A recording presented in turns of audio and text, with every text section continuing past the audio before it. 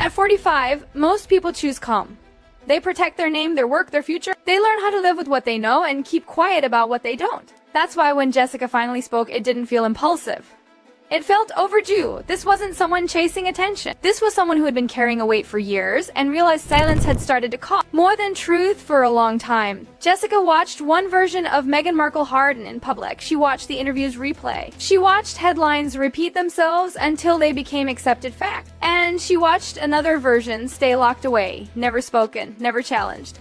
Jessica wasn't hearing rumors from afar. She was there, inside the room, close enough to hear comments meant to vanish into private air, close enough to see expressions cameras were never allowed to catch.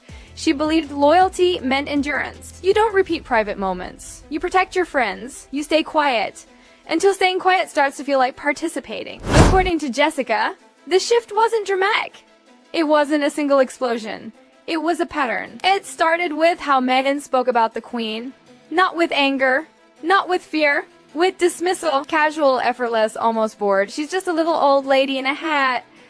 Why should I bow to her? No tension, no hesitation. And that's what made it unsettling. This wasn't rebellion under pressure. This was contempt expressed comfortably. The Queen wasn't just a person. She represented continuity, restraint, duty stretching across generations. Mocking that wasn't humor, it was judgment. Jessica says it didn't happen once. It happened repeatedly, woven into a larger attitude. The curtsy was treated like performance. The traditions were described as outdated. The role wasn't respected, only tolerated. And in that moment, Jessica began to understand something important. Meghan wasn't struggling to adapt to royal life. She was evaluating it, measuring it, deciding whether it deserved her. That tone extended outward. According to Jessica, no senior royal was spared. Prince William became material. His posture, his seriousness, his controlled way of speaking, mimicked privately, turned into a character. Not someone to respect, but someone to parody. Kate followed. Publicly praised, privately reduced, described as stiff, over-rehearsed, too eager to please. Even her smile, endlessly photographed, was mocked as something practiced rather than felt. Then there was Charles, his speeches, his gestures, his hands.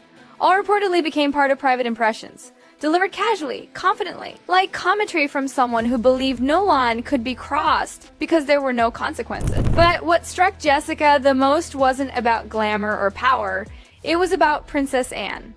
Decades of service, no scandal, no theatrics. According to Jessica, Anne was dismissed as irrelevant, invisible, a non-factor. That wasn't a joke. That was worldview.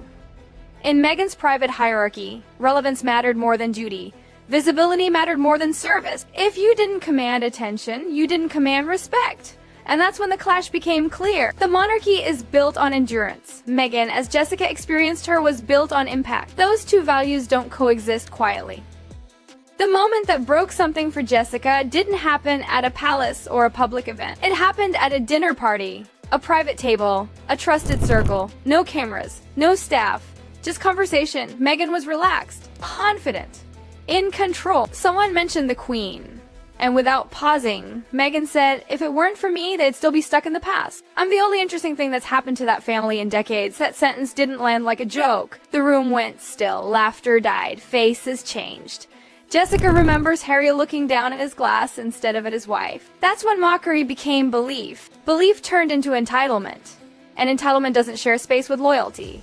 Hours later, Meghan smiled for cameras again. Polished, gracious, respectful. But Jessica says she never saw that smile the same way. Because once you've heard someone claim dominance in private, not venting, not joking, but declaring, you can't unhear it. That dinner wasn't the beginning. It was confirmation. There's a difference between laughter and silence. According to those who witnessed these moments, Harry didn't always laugh when his family was mocked.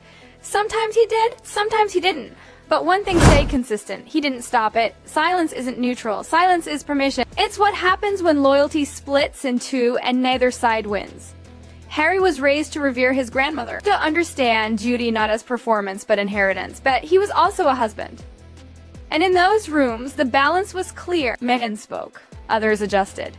Jessica remembers moments when Harry's jaw tightened, when his eyes dropped, when he looked trapped between the woman he married and the family he came from. That kind of tension doesn't explode, it settles. It grows quietly. Over time, silence turns into distance. distance becomes fracture. What looked like unity in public began to feel like separation in private. Not loud, not dramatic, just irreversible. For years, Jessica believed protecting Meghan was the right thing. She defended her when doubts surfaced. She stayed silent when stories didn't align. She told herself that what happened behind closed doors wasn't hers to share, until it was. According to Jessica, the breaking point came when Meghan asked for more than friendship, more than discretion. She asked for cover, not emotional support, narrative protection. A request that would have required Jessica to risk her own credibility, her career, her name, to preserve Meghan's image. Jessica has never shared the details, but the implication was clear. This wasn't loyalty anymore. This was complicity.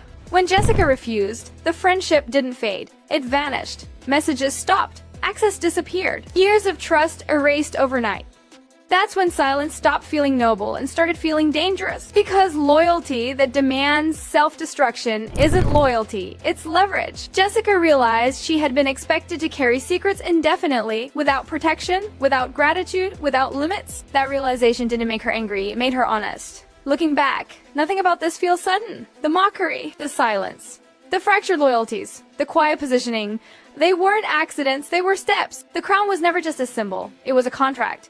Duty exchanged for privilege. An agreement that no individual is bigger than the institution. But in private rooms, according to those who listened, Meghan never saw herself as supporting cast. She saw herself as the center. And when relationships become strategic and institutions feel temporary, there's always another move being calculated, long before the final smile fades.